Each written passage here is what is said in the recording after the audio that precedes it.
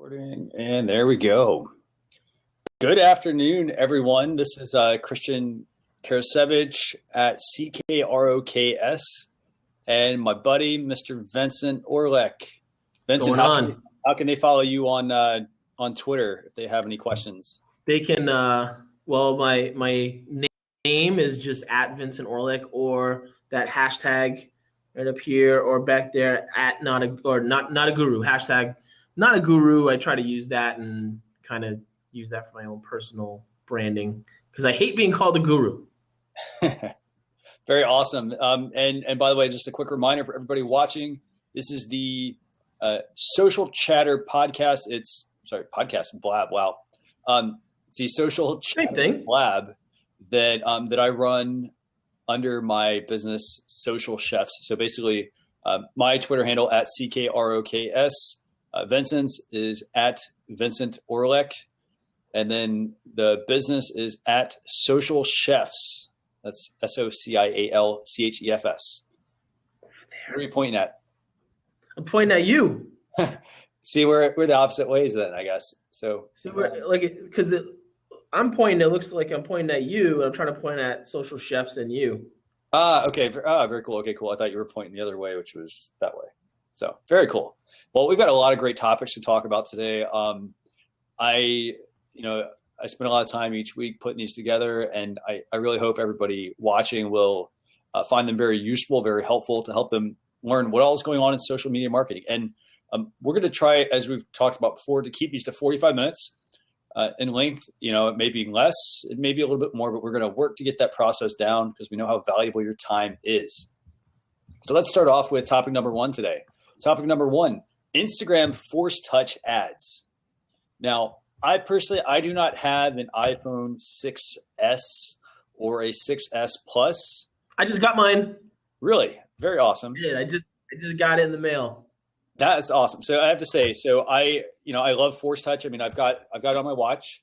I love the functionality of it. I've looked at picking up an Apple Magic Trackpad 2 and then the Magic Mouse as well. I looked at picking both those up just to have that functionality on my devices and whatnot. I'm also looking forward to seeing that on an iPad.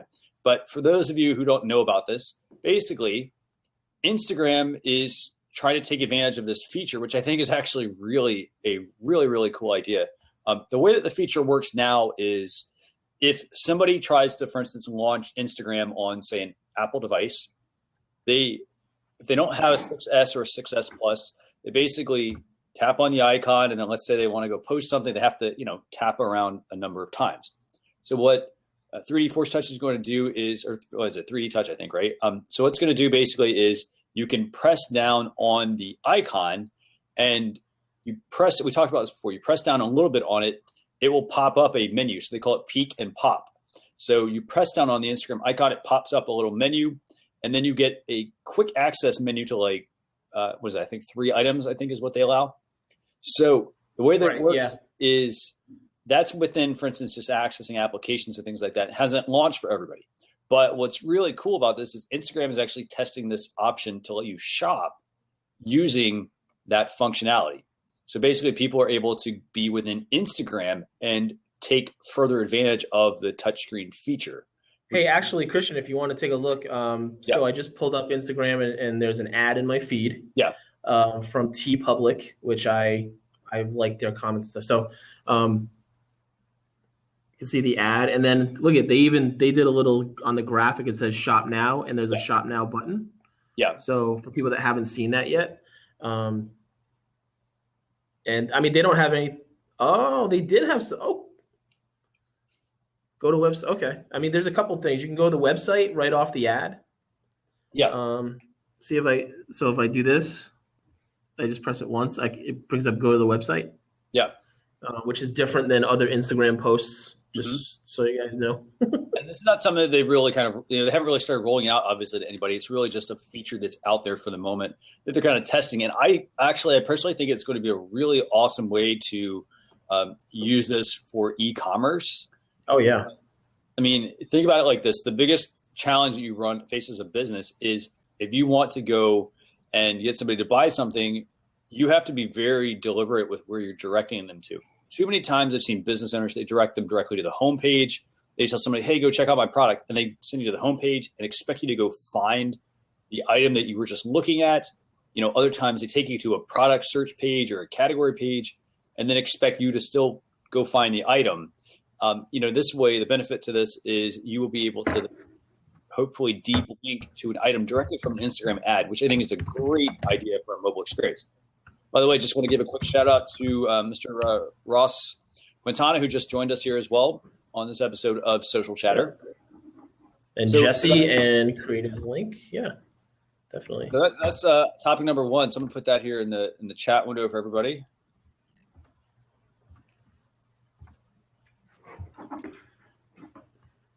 Vincent, what are your, give me your quick take on this. What do you think? Do you think Force Touch ads are going to be a good feature? How much have you gotten to play with your iPhone 6s? I've literally had it like 24 hours. I've messed around with the Force Touch a little bit. Obviously, like we said, it's not really rolled out to anyone yet. But I mean, the phone itself, I don't know that everybody is going to jump on this phone, just because the S models, the ones in between the main number models, don't seem to do as well usually.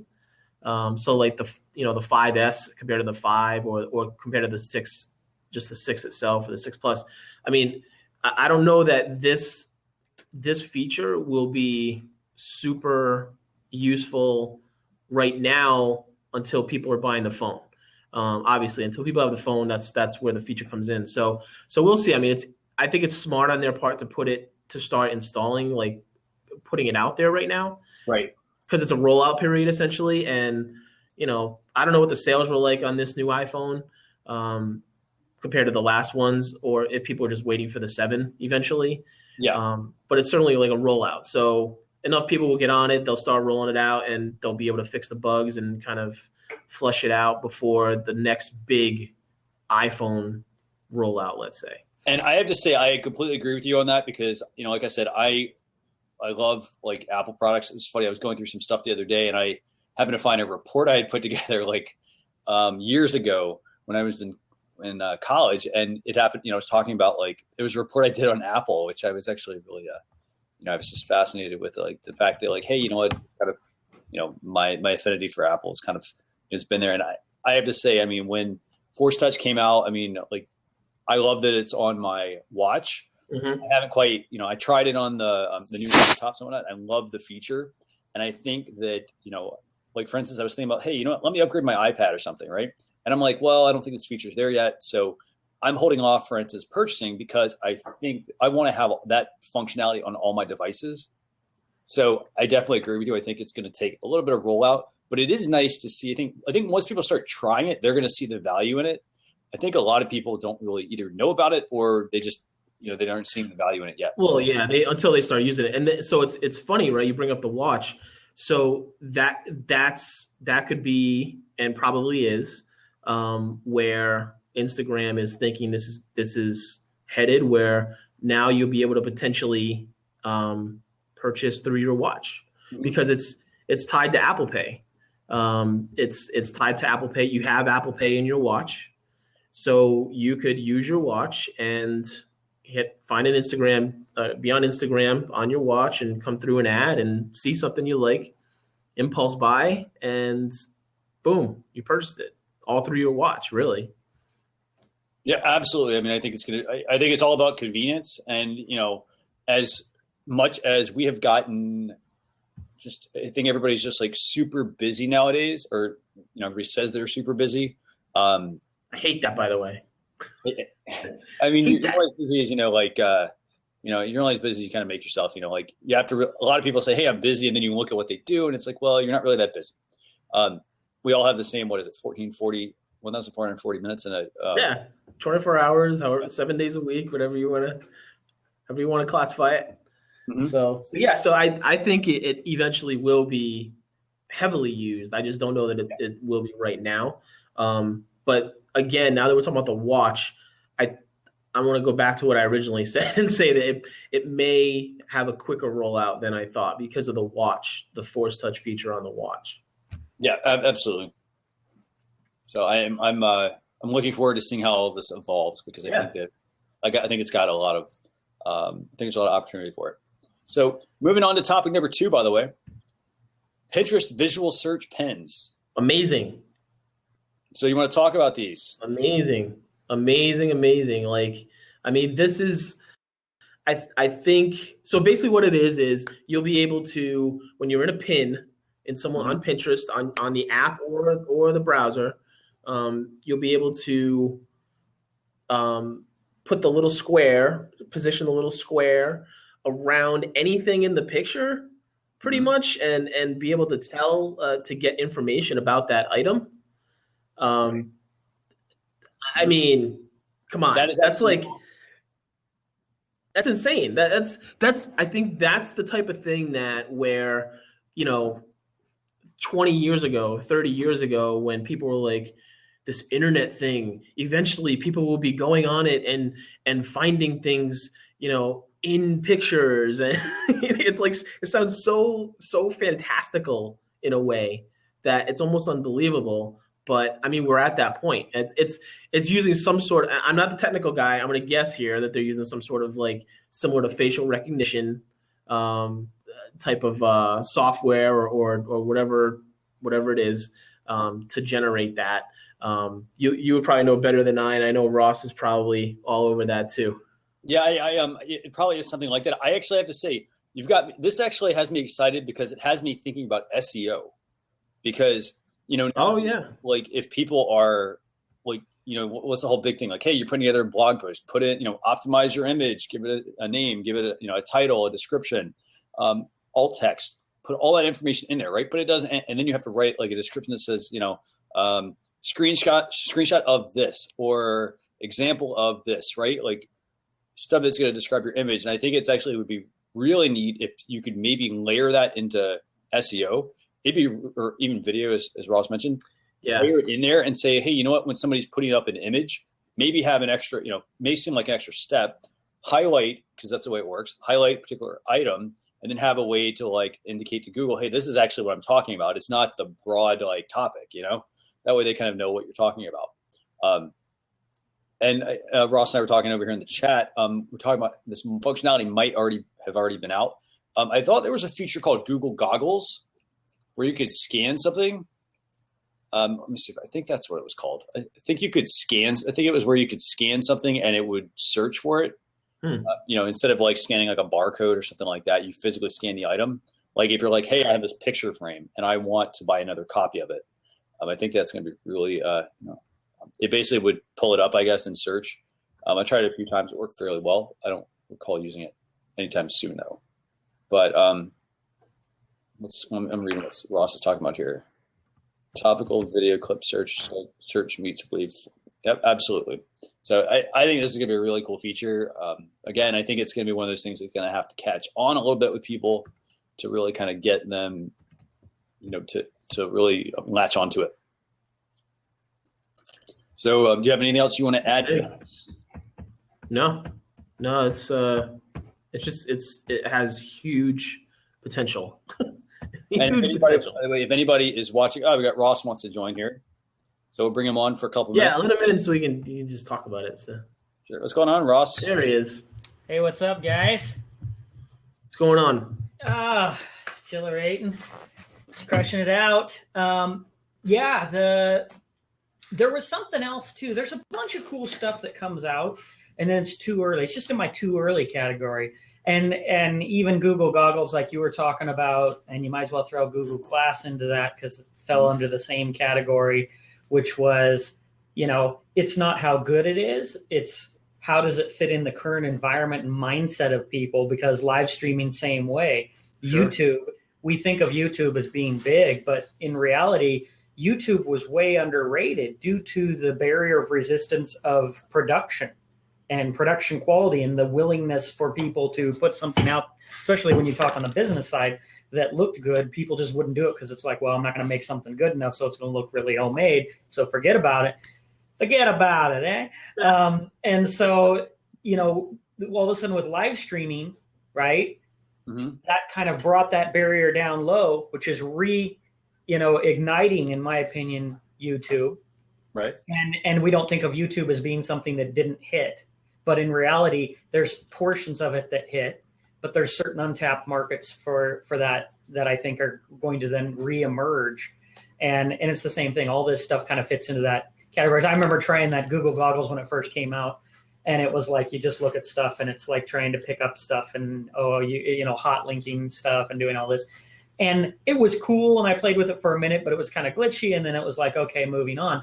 But it's funny because now let's fast forward 2 years from now, and that technology will be really prevalent. And it's going to take over once it starts with images. What's it going to do to all the visual Well, it's always content. funny too, right? They pulled it back, right, after what, a year, year and a half, right? And everyone was like, well, looks like Google Glass has failed. Blah, blah, blah. Well, not really. I mean, I think a lot of that, they probably went into that with some sort of expectation of failure in the public eyes, but how much data did they gather to improve the product for, like you're saying, Ross, a year or 2 years from now, when it'll be even more ready and people will be more ready for it. Yeah, and here's the funny thing is that people a lot of times, and especially startups, the danger is that they'll go out and they'll, fail fast and all this. Well, I disagree with that in some ways, because the problem is some people come out and they fail fast because they didn't have their timing right. The environment wasn't right. And then they get rid of it and they trash it. And it's like, wait a minute. Maybe, where are you on the time frame? Where's the environment? What are the trends and shifting? Because maybe before you just get in and say, oh, well, I'm on to the next hot thing that I'm going to create. No, you need to either keep those things alive or put them in a holding pattern and bring them back, because, that's how technology is working. Is it's moving so fast, but the bottleneck is actually the adoption rate, right, of the market and the environment. So when people aren't quite ready for Google Glass goes away, and then they say, hey, we're going to bring it back for business. And that's what they did, which was great because at least it's still alive. And right. There was nothing wrong with the technology. People were freaked out that people might be recording you, but that's a part of our world that's changing, right? Yeah. And then all of a sudden live streaming comes out, and then that kind of makes people feel more comfortable. Okay, that's a thing. That's normal. And then when they kind of push that adoption curve to where it's like, ooh, what's this thing? I don't want it. To all of a sudden, okay, we get it. And that's going to be considered normal. Now you got to bring back those things. And, Google Glass 2 years from now, and even a year from now will totally make sense in the consumer market. So I think that they're going to hang out in the business market just because it's already more of an environment that makes strategic sense due to the fact that people were already going to be watching what's said in business communication, all that. So they're like, hey, look, you put it over here, nobody's freaking out about it because this is all kind of a closed environment and a secure environment-ish, Absolutely. I mean, I think that's a great point, by the way, you make about Google Glass. I mean, I think Google Glass is one of those things that people, a lot of people said, like, you're absolutely right. Like, everybody says, like, hey, it was a failure, but like, I love Google Glass. I mean, I see there's so much potential there, which I think is really, when you talk about it from a technology standpoint, there's so much potential with all these things coming out that it's moving so fast that, the idea is just there for a split second and people aren't really able to really get the full value out of it. They're basically able to, just see it for what it is instead of actually giving it some time to marinate and saying, hey, you know what? This actually has a lot of useful application to it. So yeah, AR is going to be huge. I mean, it's going to change the world, in my opinion, and it's going to be, people always talk VR, but I see the value there. But that's going to be its whole own thing. They're entirely different. Things. They're entirely different. I know we keep talking about virtual reality. I guess it's probably just me that I haven't experienced it enough. But certainly the augmented reality, even something as simple as on Yelp, when you go on Yelp and you can see, do the nearby places to you on the Yelp app. They've had that forever. That's like in its kind of like basic form. But I've used that. I've used that a bunch of times, and it's useful. So to have the usefulness, I think, is huge. And for the virtual reality, like I said, I'm probably just missing the boat on that so far. Well, I think that's going to be big in gamers, no doubt.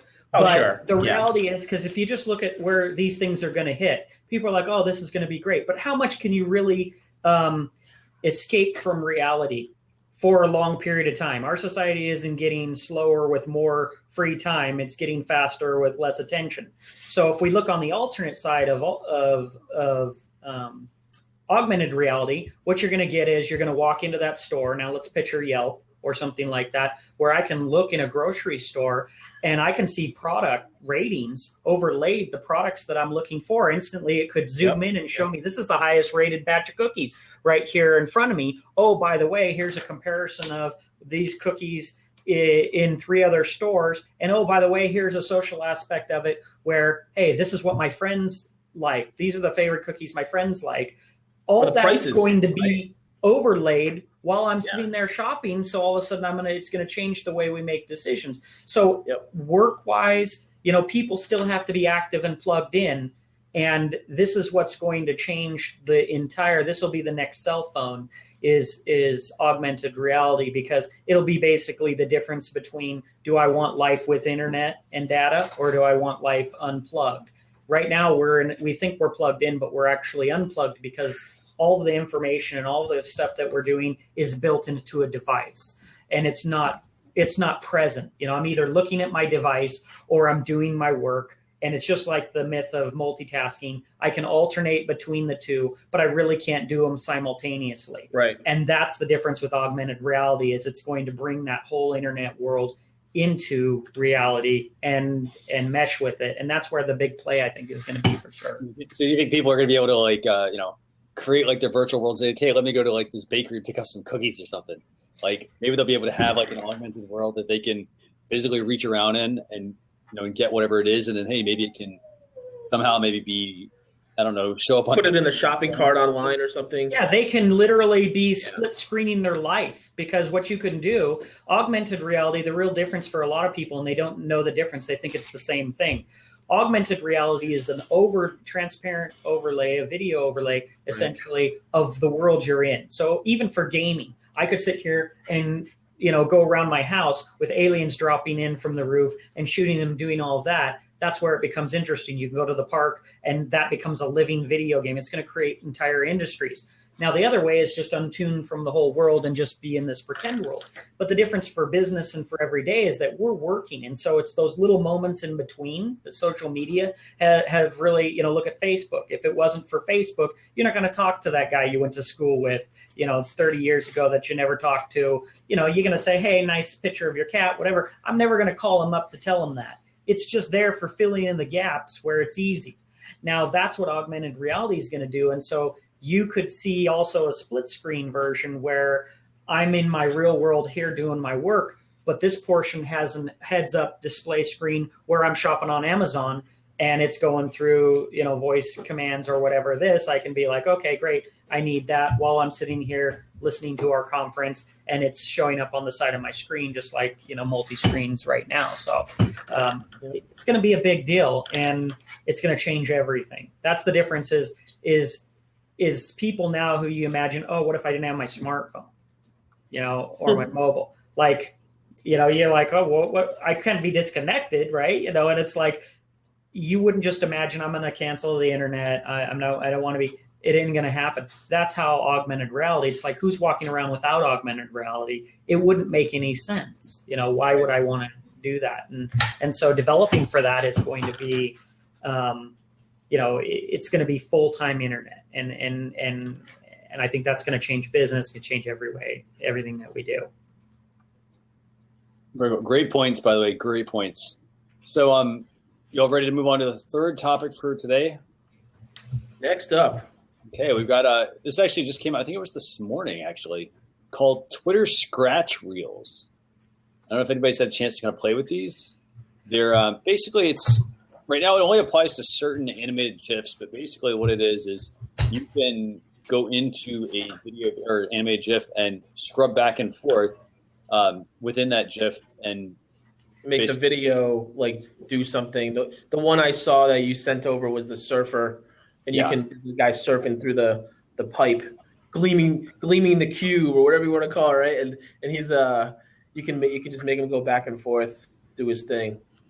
Yeah, and this kind of sort of in a way reminded me of a new feature that came out. It was a Periscope, I think, this week, where you could travel back in time. Rewind and fast. Yeah, it was like you could rewind, but I think it also reminded me of the fact that you could press and hold and jump to like another area, like you could jump to another location, or someone else was using Periscope or something. So overall, I thought that was pretty neat. Well, that was like Meerkat, right? Meerkat had the cameo.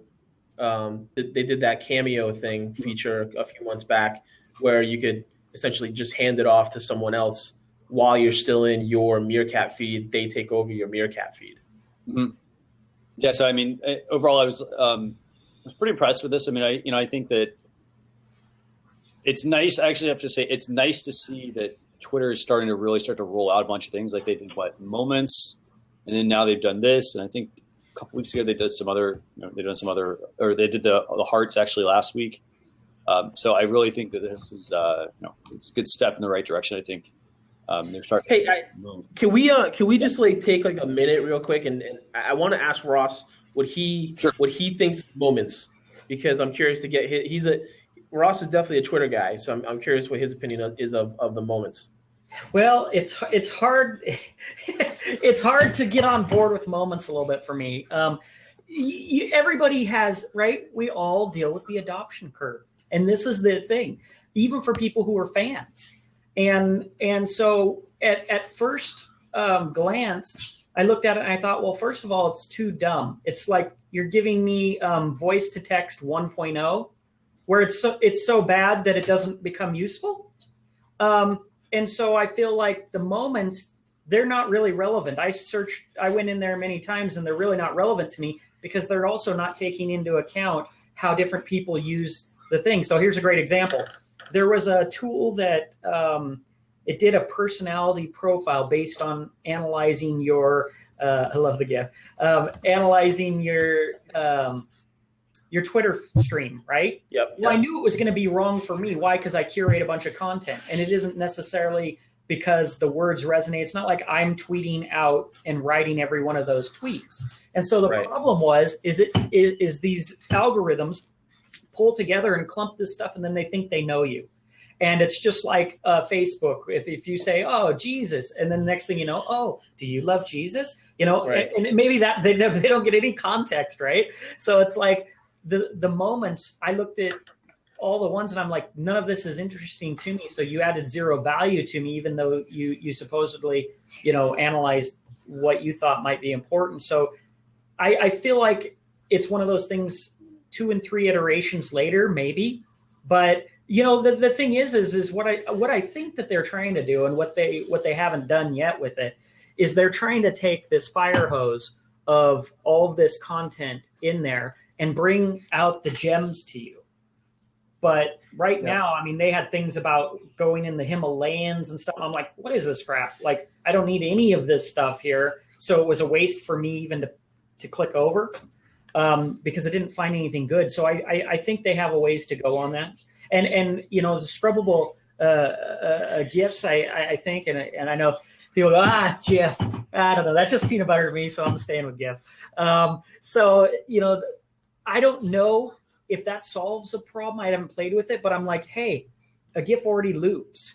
And so because it's so short, I don't know that there's anything vital that I missed in that 3 seconds that I want to scrub to a second and a half and then go backwards. So some of the stuff that Twitter's doing, I feel like, is a little bit, they're adding buttons to feel like they're making progress. And I feel like there's more important changes. Like, it is a great example. You know what I wanted the other day? I was telling my friend, I said, you know what? Why can't I take my home feed and filter it by images, filter it by video, like you can when you do a search? Mm-hmm. I mean, when's it more relevant? Yeah. When I'm searching for something that I don't know yet, or when it's actually the people I've said I want their content, but maybe if they switched and put a photo filter on that, instantly you take that platform to be competitive with Instagram and things like that, because that's essentially what you're doing. That would be a game changer. Don't give me scrubbable GIFs or things that aren't relevant. Give me features that help me get more out of the actual platform and help me use it better, because there's definitely some gaps in the platform where I feel like every time I have to go look for something, every time I'm trying to do something and I can't, they need to tune in, because they're just like, I feel like they're just like, hey, we got to keep current. What is it? Let's do this and do this. And it's so spaghetti on the wall all over the place. I feel like they haven't actually looked at the way people are using Twitter and then said, how can we make this experience better? And they don't need to get that far from their core. Their core is great. They don't need to be Facebook. They don't need to be Instagram. They need to be better Twitter. And if they do that, they'll be successful, I think. Or Snapchat, because that's when we talked about this before. That's what it reminded me of. When I first saw it, I was like, oh, this looks like stories on Snapchat. And I mean, not maybe the way it flowed or anything, but just it reminded me of stories for some reason. But Christian, what do you think about that the scrubbable thing? Because I'm kind of with Ross. I don't know off the top of my head. I don't know what the real use case is for it, other than just messing around. I haven't tried it, by the way. I'm actually wondering. I kind of think that, playing off what we talked about earlier about how I think some of the technology might be ahead of its time, I sort of feel that this might be one of those things as well. Like, great, it's like, to me, when I see that, it reminds me of like, okay, great. Like, it's just another like shiny object, I guess. Yeah. I don't, for me, if I'm doing something with business, I mean, I'm gonna be like, okay, whatever. Like, unless like the trackpad can kind of like, make it a little easier somehow. I mean, it is nice that I can take my mouse and move it like left to right, and it will follow the cursor and play the video or play the animated GIF, which is kind of nice.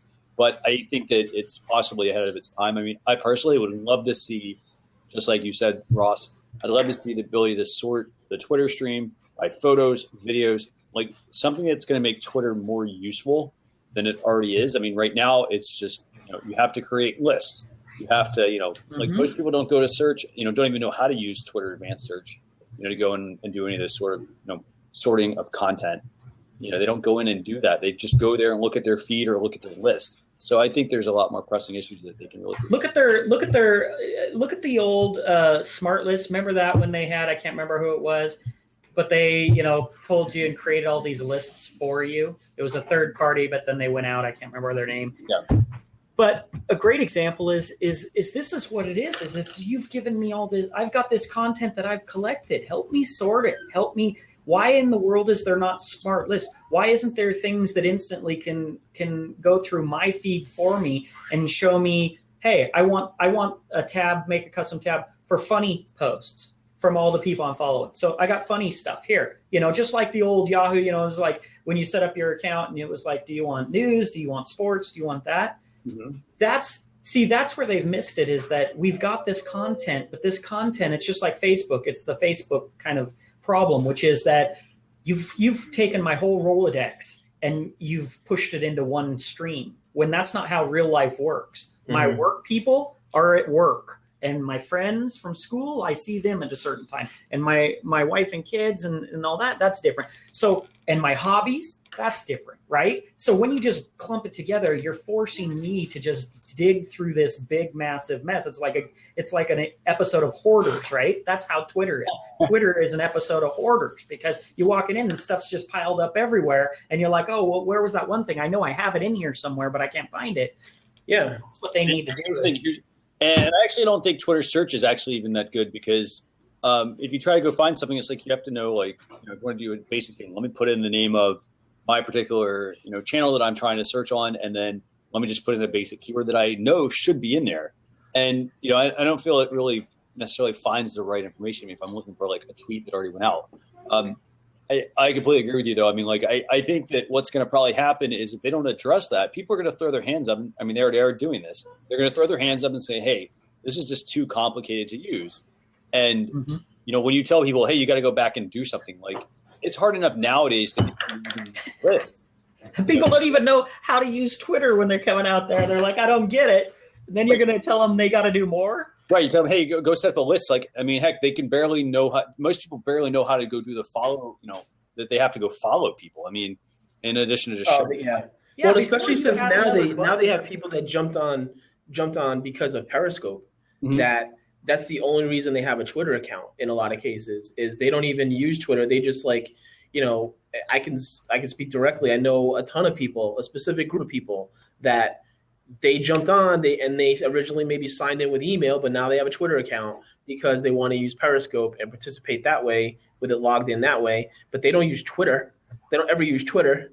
They have like no followers or a couple followers and no tweets, and except their Periscope feeds, the live feeds and replays. So just all these, it's like user growth. Like, okay, Twitter, you got the user growth a little bit because of the Periscope people. Now what? Now they're just sitting there. Yeah, I mean, they have to. Here's the thing: is I really think that's the, everybody's looking too far. They're looking offshore, and they're like, what's out there in the sea, and what can we do next? And it's like, wait a minute, how can we make what we have smarter and better? Why go out there to change that? Because the thing is that it's what's the platform doing? It's like the platform, if you think about it, the platform is just this collection and this curation, but it doesn't mean anything yet, and there's no context. And that's what Twitter has to do, is they have to create context for your information, because I want to be able to already have it be smart filtering for me, lists, topics. It could be doing that for me quite easily. I can still have my main feed, but it gives me the option without having to do anything other than press a button, which is kind of, I think, what they were thinking with Moments, although it's just garbage because they haven't even tuned into what I care about. Why have you categorized my feed and said, hey, there's 75% are about marketing posts. These are our friends. These are people you talk to all the time. These are people, it could already know these are people in your industry. You're in this industry by your bio. These are people in your industry that are more influential than you are. Let's create that list for you right there. Like, why do I have to go do all this? The platform itself could easily figure out how and why I'm using it. And that data alone, that internal data for them, would be immensely important. It would boost up their advertising, filtering and all of that if they actually took the time to do all this. I mean, it doesn't make sense that they're, I think they created something that was in the right place at the right time, and then it's a different ball game now, which is like, how do we stay competitive? It's like Yahoo, right? Yahoo gets in and, okay, we're a search engine. Great. At that time when it was Yahoo and MSN and Google, there was a place for this stuff. But then they get further on and it's like, well, where is search going? And we were just kind of the choice back then, the alternate choice. But if you don't know, that's going to catch up to you. The waters are going to get tougher, and you better define what your value is to the public and rebuild yourself and position yourself. Because if you don't know, you're going to just slowly dwindle into the night. And that's what I think a lot of these social platforms are starting to feel right now. They're realizing that, that success that we had was great. It's like the industrial age. If you were the first person to find oil in the hills, great, you're rich. But what's the second thing you do when everybody else has oil too? Because now you better figure it out if you want to actually be competitive. True. So with that, we're going to move on. We're going to keep moving along here, by the way. So feel free to stick with us, Ross. A couple other items. We had topic number 4, Facebook now letting you subscribe directly to celebrities and live streams. It's actually kind of neat. So actually, I've seen 2 things happen. One is, again, this doesn't really apply to a lot of people. If you've got a verified account and whatnot, you can get people to subscribe to this. This was a feature that when it came out, a lot of people kind of panned it and said, hey, this is not something that is very useful. Obviously, everybody that's in marketing looked at it and said, well, hey, they're testing this with some of those people to kind of see if it catches on, and then they're going to take it and try to build it out into something better. So this is a nice, first next step, I guess, into this. Be able to subscribe to somebody's live stream that they're going to do on Facebook. Have you guys participated in this at all? Have you had the opportunity to kind of play around with it at all, or what? I haven't played with it that much, but I can see what some of these platforms are doing with that. And I put it in the comments over there. It's really, in my opinion, kind of old school marketing thinking, right? They're thinking, hey, celebrities, that's where it's at. So if we start off and we give people access to that, that's going to make a difference. And they still haven't figured out that it isn't. I mean, yes, people care, but I think the amount, right? Think about before. Oh, well, if Michael Jordan or Michael Jackson, is drinking a Pepsi, then that matters. Honestly, I don't think if a celebrity, I don't think if Kanye drinks a Coke, anyone honestly cares that much. So no, but you know what? I'll say this, Ross. We we always kind of talk about the celebrities part of it, but it's verified profiles, which are not always necessarily like celebrity like people think of, like the Kardashians or the real famous people. There's a lot of people that are on the lower end that there's a ton. That's actually a better word. That are celebrities within their niche for sure. I mean, just from seeing in the marketing world. I mean, someone like Joel Comm. I love Joel, but he outside of the marketing world. I mean, he maybe has some people that have read his book or something because it was on the New York Times bestseller list. I mean, Gary Vee, for crying out loud. Gary Vaynerchuk's humongous, but outside the marketing world, I mean, have you guys ever mentioned his name to someone that doesn't work in marketing and get like, I never heard of him. Gary, what? Most people are gonna look at it as like, well, who's that person? But go back to like kind of Ross's point about like celebrity in general. Like, I think that I actually feel that a lot of people are starting to turn off from celebrity promotions of products. Mm-hmm. Like, they're hip to it. They're hip to it. Do what? They're hip to it. Like they're too, people are too savvy now. Mm-hmm. Like it's been around for too long. They know product placement. That's why it doesn't happen anymore. Right. They know, when someone is like, oh, this person just happens to be backstage at the Grammys, standing with this product here. I don't think that there's much pull. Here's the difference. It's not even just the celebrity on the front side. It's the back side. What impact does that make that Kanye in a Ford? Mm-hmm. Who sees that and goes out and it affects any kind of thing? I think that the smart companies are starting to figure out that was the old school thinking, which is all we got to do is get our product in where the eyeballs are. But now the eyeballs are in smaller groups and tribes. And there's people in there that they've never heard of that matter to the people. And it's really, and this is disrupting the whole concept of these companies because they can't figure out, like, how do we become relevant then? And why would I want to talk to only 500 people when isn't it that we need to see 5 million impressions and we need to get this big, licensing or endorsement deal or anything like that? Like, that's what they see old school to, like, how we get somewhere. And they can't imagine why, talking to one of their customers would matter, or why getting into a little group on a Facebook group. Like, why would I need a presence there? Isn't that way too small potatoes? And they're totally missing it, in my opinion. Yeah, it's a whole influencer thing, right? I mean, there's all different size influencers. Ross, you certainly have like an audience that and a network that you speak to, that if you were verified and you had a live stream on Facebook, that you could just jump on Facebook and do a live stream through mentions, there'll be an amount of people that would watch you and they listen to what you're talking about. And if you're not pushing a product, but if you're making a recommendation based on, you've used something and it's natural, you're going to probably sell some of that for them. Exactly. Look at how it has to be congruent, though. Look at the old model, right? Here's the old model. Michael Jordan, right? Eating a Big Mac. He doesn't eat a Big Mac, I'm pretty sure, because he's an athlete. And so I remember reading a story or something about how he basically just put it up to his mouth, but he didn't actually eat it, or for the commercial or something. I don't know.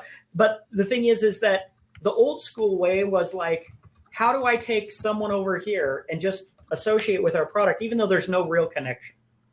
And I think where we're at now is we see that that's not very effective. What you need to do is go into go into Burger King or whatever. Who is relevant to the people who are eating at Burger King? Who's aligned with their audience already? And then can we just make that a stronger connection by showcasing them being part, and then the high level is actually, how can we find our biggest fans? How can we find our biggest Lego fans and promote them to their audience of people who know they're legit and that they actually love Legos and have something to say about it, That's actually really interesting. I mean, when you look at, like you mentioned that, I mean, I think the first thing that most brands need to start doing is they really need to go into their restaurants, or their stores or whatnot. And first off, ask those people, like, what are you actually, like, what was it that caused you to come into this store or to come in here and have, in this case, we're talking like Big Mac or whatever. Like, what was what caused you to come in here and, either eat some food or, buy a product or whatever. Like, why are you coming in here, and then take that information and kind of learn from it. In a way, I also see this sort of, in a way, backfiring on a lot of businesses because, kind of playing off your old school thing, like you talk about the Michael Jordan thing, LeBron James, for instance, I think he was, didn't he end? I think he ended a partnership with, was it McDonald's? I think, because like he doesn't support that, and like it has nothing to do against the brand. He just doesn't support it. Like it's time to rotate. It's time to get the celebrity out of here. And actually bring in the real fan. Bring in somebody that is really passionate about the product. I mean, that's not just there to get a paycheck. I mean, bring them in there, and I think that's really going to help brands really reconnect with who their true influencers are, the people that they should be working with versus, hey, let me give this, celebrity millions of dollars that really is not going to eat the product, isn't going to use the product, or if they are going to use the product, they're going to use it sparingly. Yeah. Or how about here's one more piece I'll add on to that. I'll tag on to that is that also the very structure of let's have the influencers. I think, what up, Kristen? I think that model has also a partial flaw, that we can't build everything around that idea, because the second model to that, right, kind of maybe off to the side, is what happens when we just engage our actual customers. So instead of trying to say, well, let's get LeBron to eat a Big Mac, why don't we instead say, what if we do something for 1,000 of our customers? What if we get 5 of our actual customers and go out and embrace them? Or what if we tap into crowds where our customers already are and do something there that's real, that they can feel, instead of this ivory tower, look at this person over here and what they're doing with our product while we ignore everybody down. It doesn't have to be a magnification in a broadcast. You can actually walk among your people, right? It's like, hello, business. I want to introduce you to your customers. They're the ones that produce revenue for you. I said it before, and in a way it ticks me off, and it's total reality, is that many companies do not actually care about their customers. And that seems like that can't be true, but it's absolutely true if you look at the structure and everything else. They're doing an ad spend for impressions. That includes 0 customers. That does not, I'm not talking about a buyer persona. I'm talking about your actual customers that have already bought $1 million worth of your products. Do you know any of their names? Have you reached out to them on social? Have you done anything with that? And do you see any value? And as long as there's no value in that, and we just got to get a new customer, unless we're losing money and we have to retain the customer, then maybe we'll pay attention to it. But the actual customers who are there, where's the data? Where are any money being spent on them? Because then that goes back to product development. It goes back to promotions to current customers. All that stuff is just so small on the scale that the businesses, until they figure that out, they're going to continue to do it the wrong way. They're going to continue to try and get 1,000 new people on top of the funnel instead of loving the 25 that out of that 1,000 actually hit the bottom and trying, making sure they're loyal and actually just appreciating them for going through the funnel and getting to the bottom. That's your gold. And they don't recognize their gold. And the social media side of it is all about that retention anyway. That's the primary, really the value that you're getting on the social media side of it is the retention side and rewarding the loyalty that the customers that you already have that are going to follow you. They were your revenue. And if you look at this on a financial side, a business still look at their customers and say, we already got paid off of them. We already did the ad that got them, so why do we care about them? We wouldn't spend any money on them because how is that going to, you've got to show me how that drives new revenue. And if it doesn't, I don't care because I already paid for that customer. That's not a customer, that's a number. And as long as companies don't develop products, don't market and promote, don't do any loyalty program, anything like that, there's no financial reason. That's why it doesn't happen. And so until they can look at their business as something that's more than a spreadsheet, the customer's going to lose, and they're constantly going to be trying to get that new thing, the new customer, so that they can keep those numbers up, those quarterly numbers up. It's insanity. The unique customer. Here's the new customer coming in. Meanwhile, 5 of them went out the door because I don't care about you, who actually did everything I wanted you to do. I mean, it's essentially, ridiculous. If you want to put it in the model, it's essentially the guy who has the beautiful wife and then cheating on her with the less beautiful wife, and it's like, oh my gosh, I was in the store today, and I saw something about Gwen Stefani, and who knows? I never trust any of those magazines. It was like in Us magazine or something. Oh yeah, with what's his face, Blake Shelton, right? Well, they had that, and then the other one was something about her husband cheating on her with a nanny. Who knows? Allegedly, I don't know. But my first thought was this exact same thing. I'm like, if you watch The Voice, I'm like, Gwen to me is one of the best judges that's come on that show in a long time. Tons of personality, adds a lot of value. She's great. And so I'm sitting there looking, and I'm sitting there thinking, and then you're looking at this picture of this kind of, okay looking nanny holding the baby, and who knows if it's a tabloid or a legit magazine, I don't know. But I'm sitting there thinking, this is a classic case of what happens in business every day. It's like your customer that you have is not good enough, no matter how good they are. Yep. And yet you're still looking for the one who doesn't care about your brand, who doesn't think you're special, and you're going to just market. No, we've got to get them to like us. And it's like, oh my gosh, these people already liked you with their dollars. It gets no better than that. Why aren't you and it's like, let's keep.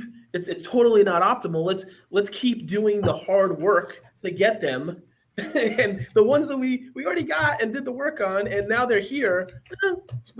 We're done with them. Let's keep trying hard at these people. So it's actually really interesting because it reminds me of that other situation that happened. I think it was last week, where there was a woman who was basically she quit social media. She was like an Australian blogger, I think, or something like that. Oh, another one, yeah. You know about this, I think. She was getting paid for all this stuff. She went back and she edited all of the posts that she had for like product placement.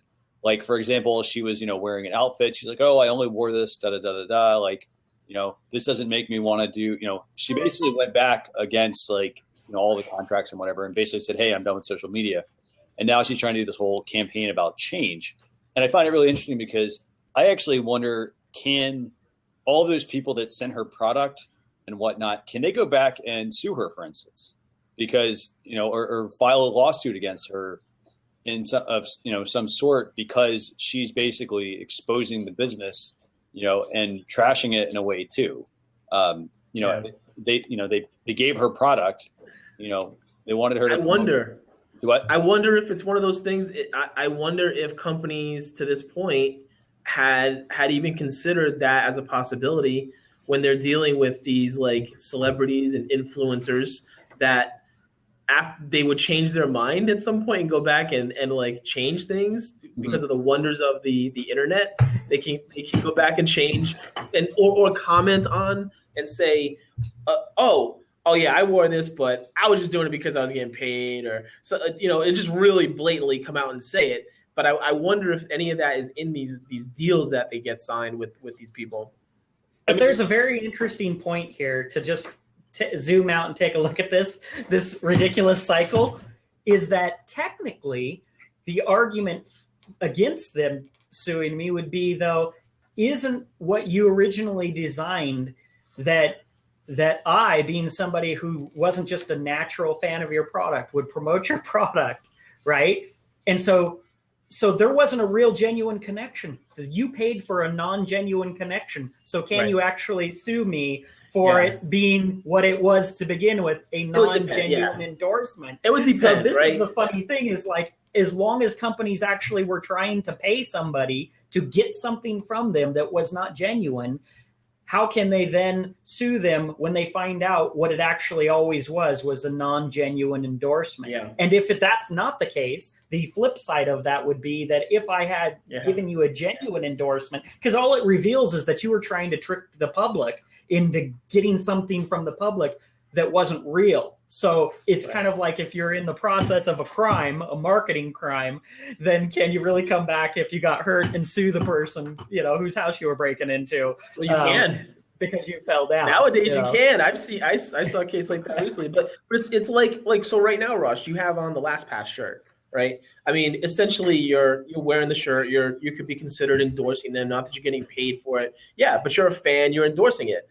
And that's so that then there's like that line of, I think now, especially and more, it is growing where people are endorsing things or being influencers for things that there is a natural connection, or they are already customers or users of, or they become fans or users of because they were, it was given to them to be an influencer for, and they just naturally were drawn to it anyway. So, I mean, all that, it's like I don't even want to see what the legal side of that would have to look like, trying to siphon through and dig through like who was really a fan when they first started being an influencer. Now, see, here's one thing I'll say about that.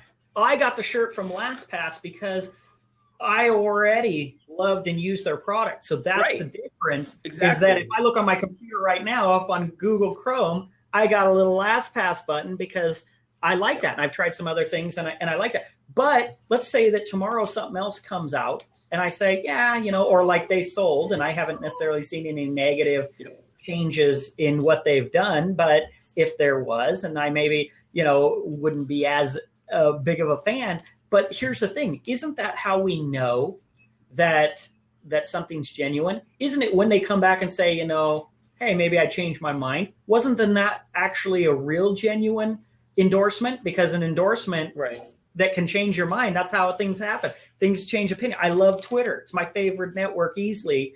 But if things changed and then I started hating it, then even though I've got stuff out there, and that's the tricky part about social, right? Because stuff's out there. So if you wrote a blog post a year ago saying, hey, I love this, and then the company starts doing horrible things, all of a sudden you hate them, but you've got this stuff that's searchable in Google that's pulling up saying hey, even you forgot that you said you loved them and now you don't love them anymore. So you're saying you hate them. So last thing I'll say about this, then I'll let Christian move on to the next thing. That I loved ESPN for years, and I can't hate them more right now over the last few years because of what they've transitioned into becoming. And it's like, I would have, to me, I would have like defended them forever back then. And then slowly but surely, just it's gone for me. So, I mean, that's the type of thing where, it's totally gone. And, done.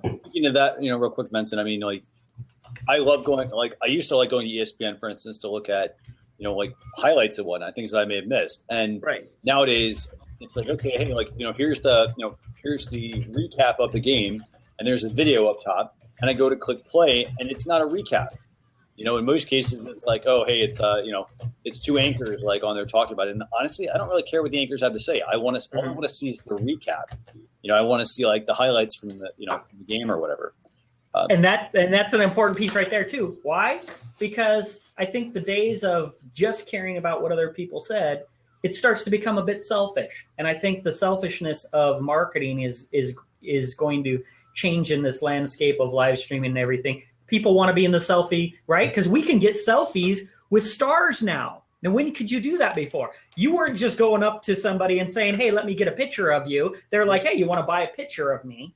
But now all of a sudden we expect that if you're famous, you're a jerk if you don't take a picture with me on my phone, and do all that. And that's the difference in mindset. Just, to note about what you're saying. It's like you're looking at people on the shows and you're going, okay, well, I don't really care what they're saying anymore. Used to be if they're on TV, wow, I must care automatically by default what they're saying. Now you're going, no, you know what? My buddy, he's really smart about sports. I want to hear what he has. I'm going to tune into his Periscope or whatever and hear what he has to say. And here's the thing. I tune that out. I start to tune that out because it happened a few times. Like, you'd go try to read one thing or watch some highlight, and you would get a highlight, and then you'd go to something else expecting the same experience, and you would get at that point, hey, here's a couple of anchors talking about about the sporting event or whatever that just went on. So it's about perception. I mean, and if they really want to keep their customers, I mean most of them are trying to turn it into, they're trying to nickel and dime customers on everything. Like, hey, it's a subscription service. Everything is becoming a subscription service, as opposed to like saying, hey, you know what? Let's give them an experience to keep them coming back. Because like you said, you can go somewhere else nowadays and get that information. So, and you'd prefer to even. Yeah. Well, and here's the thing. I would prefer someone in your network. Do what?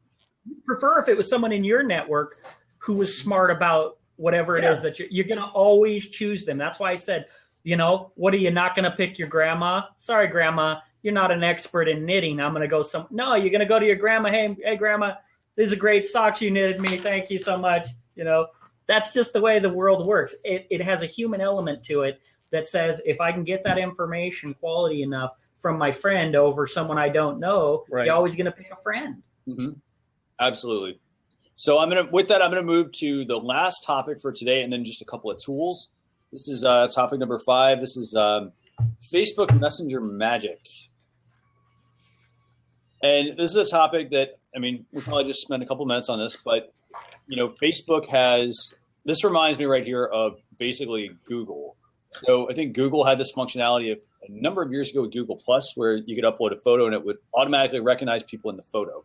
So Facebook obviously is now, coming back to this and, being able to, potentially recognize people in the photo, which I think is actually a very good feature if it, depending on how accurate it's going to be. This also reminds me of like the feature they used to have, Face.com. This was like a couple years ago easily. They bought this company where it would analyze your photo and make suggestions. So it sounds like, or it looks like to me, they're finally getting around to implementing this, putting it in Messenger, which I think is kind of neat.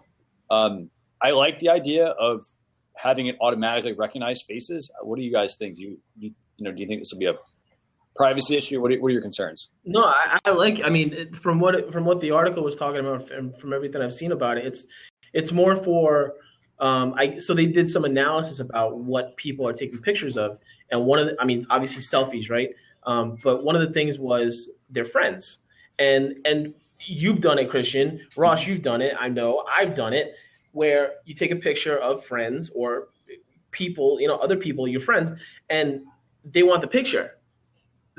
So then it's going to send them, or it's going to remind you to send the picture of them somehow, or remind you to take pictures of them. But it's a prompt. It's basically going to prompt you to do something that you want to do anyway, so that you don't forget to do it.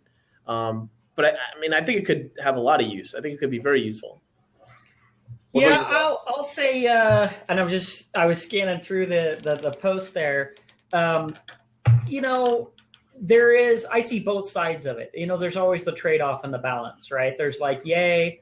I think it's on the end of implementation. I haven't played with it. So if it's a mention for me, a reminder that makes it easy and formats it and says, hey, you want to do this? And I can either shut that on or off, then cool. Right. I'm okay with that ish. Now on the other side, as a privacy guy as well, do I want Facebook scanning every photo that I take and identifying who I'm talking to and all that? Is that kind of creepy Steve a little bit? And do they have a history of, how they're going to use that data and knowing and mapping out everybody now, not just that's on Facebook, but now everybody that, I haven't looked at the permissions that it would probably ask for, but probably everything. Everything, anybody I ever look at through my camera, and they're going to classify it and track it and know. Like, that part is the not cool part. And so a lot of times, what I'm hoping to see is more of that at the operational side of, can I adjust this and shut it off? Because the problem is that it's an all or nothing. Either it's a total data rape, or it's right. I don't use the product. And what they haven't really done is, which makes me question their intentions, of course, because data is the money. So are they just trying to take my money, or do they actually care about the functionality? Because there's a bait and switch tactic, which is, hey, I'll give you this feature, the shiny object, if you let me totally, crush all your data, right. Versus saying, oh, I built this function for you, so much so that I care about my user that I'm going to allow them at different levels to share different data according to how the value that they get out of it, because I want them to actually get the value out of it. So it's almost like, it's like, here's the $1. Can I grab your data real quick? And it's like almost to the point where I dropped the $1 because I don't really care about the $1. It was just a ploy to get my hands on your data.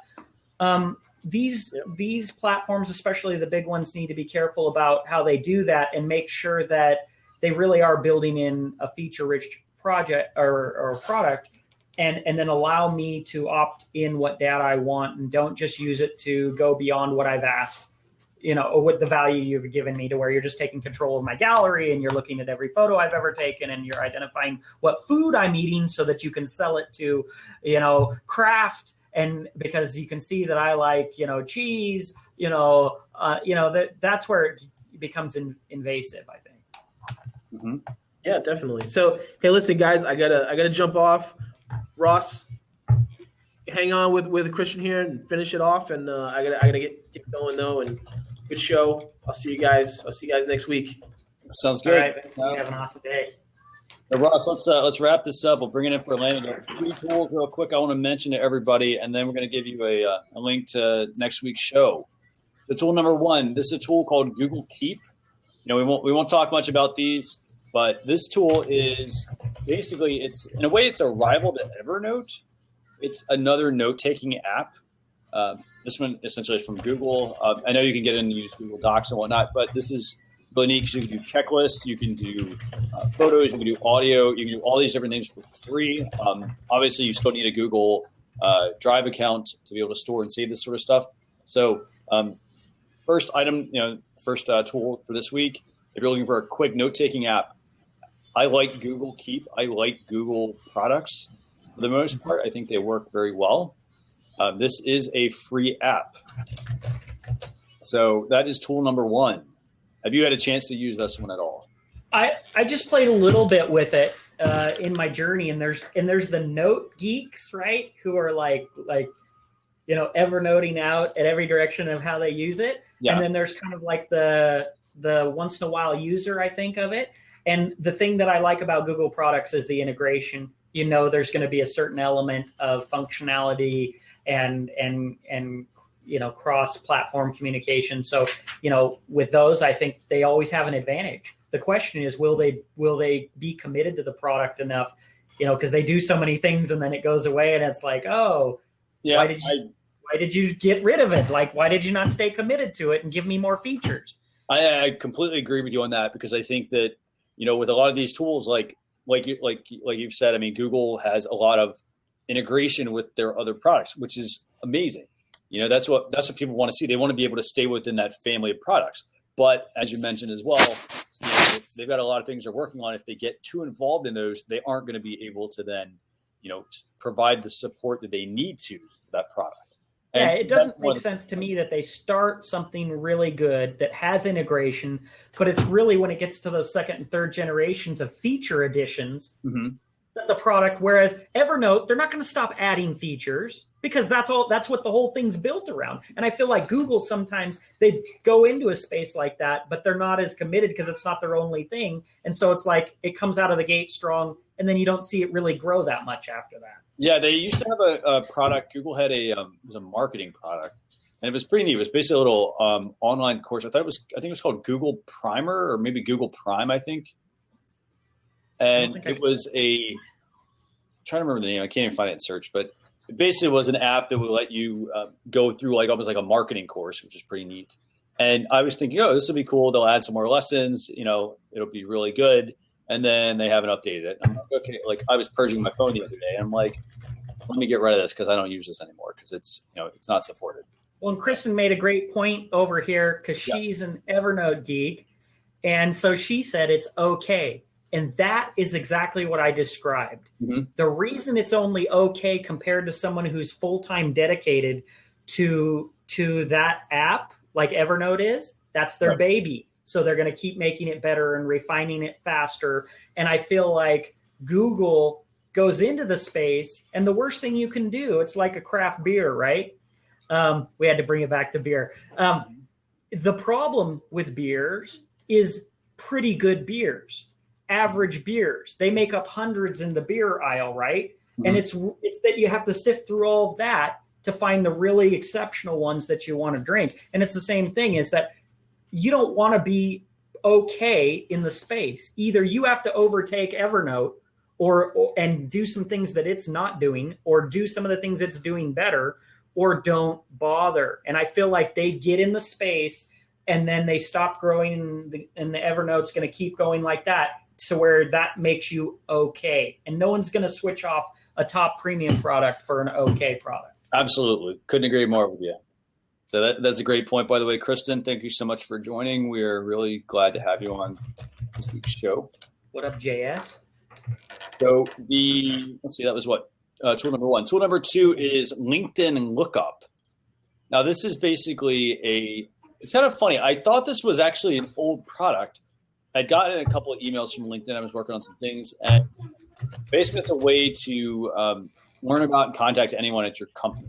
So that is pretty neat. You could go, it gives you more incentive to need to keep your LinkedIn profile up to date with your skills, your expertise, with any of your information, that most people normally don't update.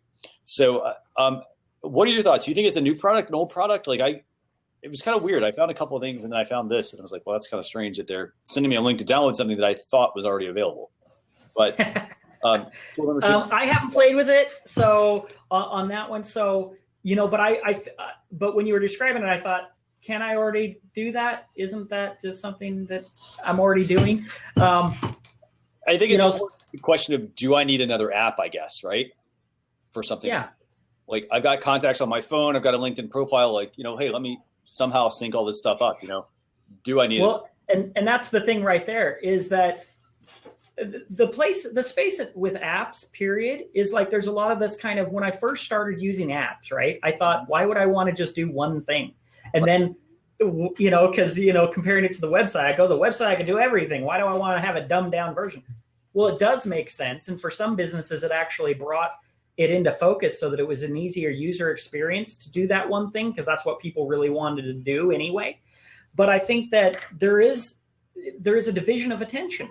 How many apps am I really going to use? Because the problem with apps is there's so many that you got on your phone.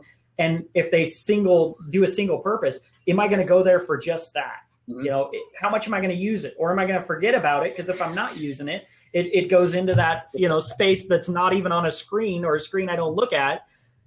So I don't know. So speaking of that, something to kind of help people that, that end up with a lot of different apps. One thing I have actually done is I've created a folder of unused apps. So these are things that, I can't remove, or things that I want to have, but they're things that I know I'm not going to access. And then I have a folder that I use for apps to review.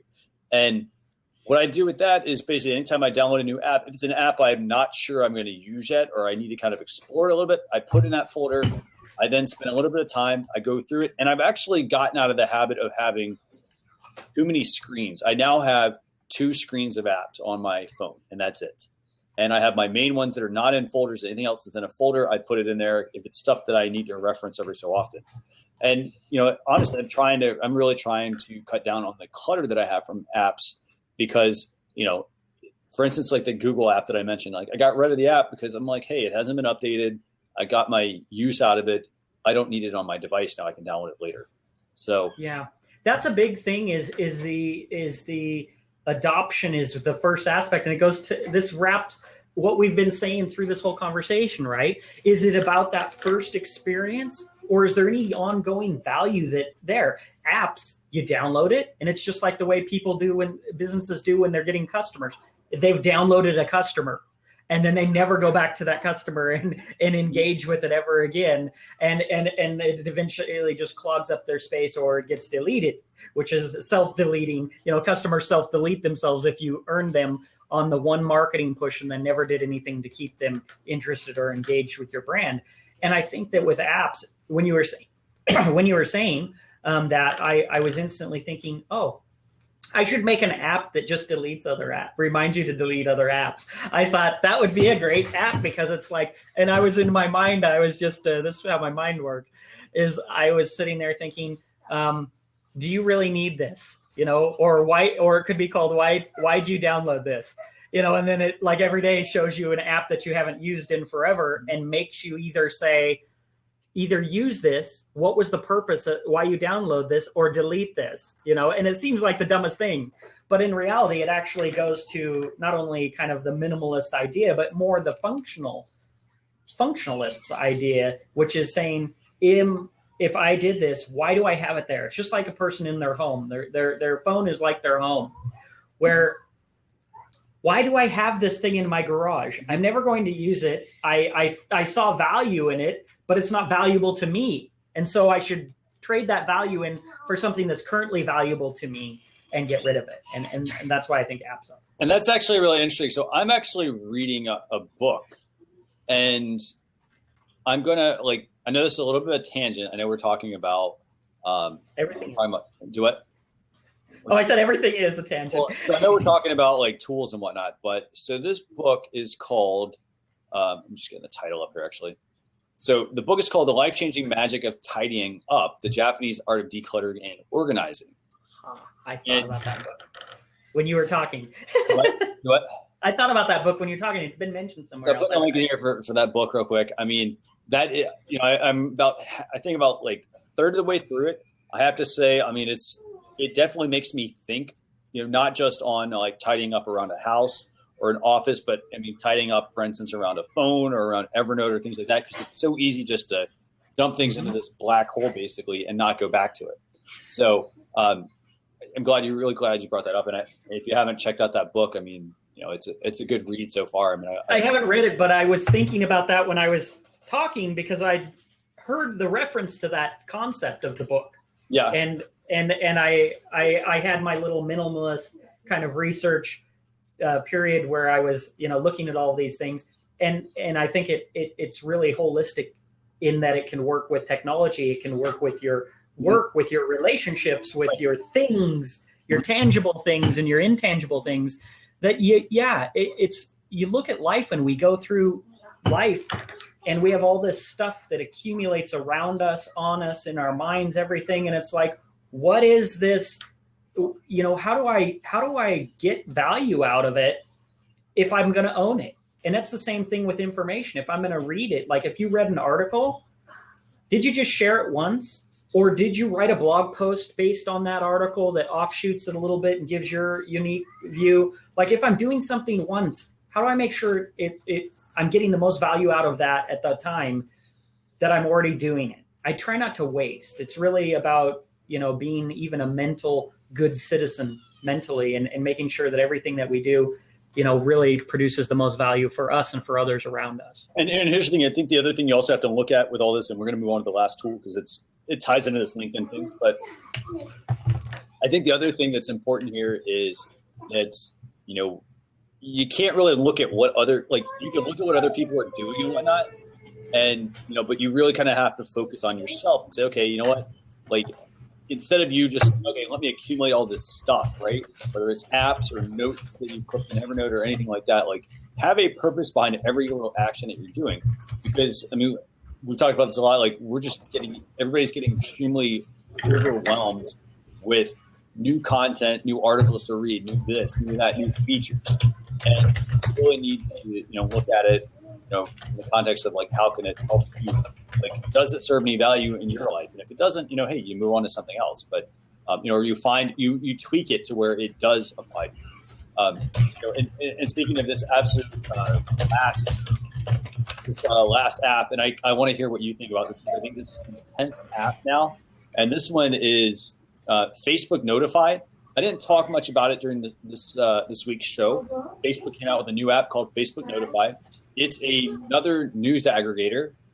So basically, you can select from some of the main publications that people might read. It doesn't have all of them, and get updates from them. So personally, I tried it out. It was okay.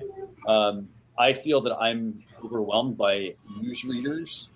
I have a system that I work. I use Feedly for everything. I do everything Feedly, and I try to unsubscribe. I try to put stuff into Evernote. I try to have a process for certain things. And Facebook Notify, it's nice they have a new app. I just feel that I've got too many apps. Yeah. What about you? This is an example of digital feature creep, right? Where even if it's a good idea, it doesn't make it useful, because there is a gap where people are going, oh, I'm not getting enough notifications of potential things I want to read or listen to. Like, nobody thought of that, right? You don't want me in the boardroom when these things are being discussed, because everybody's probably like, yeah, we could do this and we could do that. And then wait a minute. Was there a problem that we're solving with this? Or is there not an actual problem, even though we've made another thing? Because I think that they're not smart enough either, right? I mean, the only way I see usefulness out of things like this is if it's so smart and the algorithms are so good that it delivers something that I really wanted to read but didn't know I needed to read until it brought it to me. Mm-hmm. If it was really brilliant on the predictive side, I would say yes, but most of these things, they're coming out and it's just another thing like the trending stuff. Well, how many of those things that are trending on Twitter are relevant to me that I care about? How many of those things did I click? Is it getting smarter? Is it bringing me information that's both trending, right? It's the convergence of those two concentric circles. It's what's important in the world and what's important to me. And that stuff that sits in that middle spot is the only thing I care about, because even just trending topics, hey, something's going on in Malaysia, or someone's talking about an article that I care nothing about, or a sport I care nothing about. That's dead space and worthless pixels to me. I'm never going to click on that. Mm-hmm. And so I think these platforms have to go beyond that and start looking for a lot more relevance before, just like you said, they add you another batch of news that 9 out of 10 things you don't care about. And here's the thing, like, I would have loved the tool. Like, when I first started going through it, like, it was somewhat off-putting, like, when I started trying it, because the options that I had for news to select from were very underwhelming. They were things like, okay, like, I don't care about reading Mashable, for instance. Like, Mashable to me doesn't hold much value. Like, I've gotten out of reading Mashable. The Verge, like, hey, I read it, but it's already in my RSS reader. Like, why do I need to see what they've got going on Facebook? I already have that set up to notify me as well, or it's something I can quickly, go to when it's convenient, right? And in this case, it's like, hey, I have another notification. I would love to be able to maybe add my own sites to that, but at the same time, but right now, if there's something they're building there, which I suspect they're doing something else with this, great. I think right now it might just be ahead of its time, depending on whatever they're going to go do with it. But that's the last app for you. So yeah, I think some of that stuff it jumps up too early where it's not useful, like Moments. I don't throw it away, but that's the tough thing. You know what? The internet doesn't have patience, and users don't have patience. I mean, you talked and I talked about many of these apps where you said, well, I tried it, I didn't find the value, right? It's gone. Maybe the value comes next week, next month, maybe 3 minutes after you said that. It's totally valuable to you, but you don't know, because are you going to dig back in there and give a second shot to every app that you already found isn't really valuable? So to me, that's a big problem, is when you launch that, does it already have immense value? Because at that point, they're going to make the decision and they're not going to come back. Right. So it may sit on a phone and you think, hey, we've got great downloads. No, nobody's using it. Because they looked at you when you were 5 months or 5 minutes old, right? It's like the baby comes out and it's like, and you're like, you don't look like an engineer. Yeah, forget about you, right? Well, maybe he's going to grow up to be an engineer, but he's not an engineer 5 minutes after he's born. Mm-hmm. And that's how a lot of these apps are being judged, and this technology is being judged. The minute it comes out, you better hit the ground running with some real value, because if you can't display that, they're not going to come back. Absolutely. So you make some really good points. Yeah, JS and Kristen rocking it out over here on the side. So with that, I'm gonna wrap up here. I'm just one last link in here for Kristen. She was talking about how she was beginning her day with Evernote, and this past week she got sucked into Feedly. I put a link in there for some information. An article I actually wrote on Feedly on a bunch of. I like Feedly. There's a video there, and there's also a bunch of tips on how you can actually use it to be a little more efficient, with what you're doing, whether it's to, to better organize the content, to make it more readily accessible, to put some things in that will help streamline what all it is you do. So with that, by the way, I want to really thank, Vincent, who had to leave early for another meeting. Ross, absolutely a pleasure having you on this week's show. I mean, we love having you come in here and, talk with us. I mean, I love tech. I love gadgets. I love apps. I mean, I love all this stuff. And and it's great to to talk with people like that love this stuff as well, as much as you do. So thank you so much. Thanks for having me in. I appreciate it. With that, guys, we do this every single week. We do it on Fridays. We do it at 5 p.m. We are talking about potentially moving this up. So, maybe, for instance, maybe around 11, 12 o'clock in the afternoon. Maybe we do something in the morning. I would love to know what people think as far as like if you think that is actually too if 5 o'clock's too late, do you want morning, do you want afternoon, do you want evening? Like let me know. You can send me an email to Christian at socialchefs.com. So it's if you want to drop me an email, that's perfect. Or you can just send me a tweet at Social Chefs, and we'll try to coordinate the times and see what everybody wants. That way we can cater to everybody's times. Because I know, at 5 o'clock you might not be thinking, hey, let me get on the blab. So, and Ross just made a good point. If it's Friday, I think earlier is better. Absolutely agree. So we made just taking that from the old sales thing. A sales call at 5. Anytime after noon is not going to yield much because people are mentally checked out for the week. Absolutely right. And the other thing I also try to do is with this, I try to put out a blog post every week with a recap of everything we talked about. Whether it's this blab, and I give you links to all the things we mentioned, the tools, the articles, and whatnot. So that way you can go back and check this out. But that's it. With this week's episode, put 2 options in there. One is you can either go to next week's episode and subscribe, or if you want me to send you a weekly email, you can text Weekly Social to 33444, and I will notify you when the show is about to go live, and also send you a link to it. So with that, Ross, absolute pleasure having you on. Thank you so much, everybody, and you'll have an absolutely great weekend.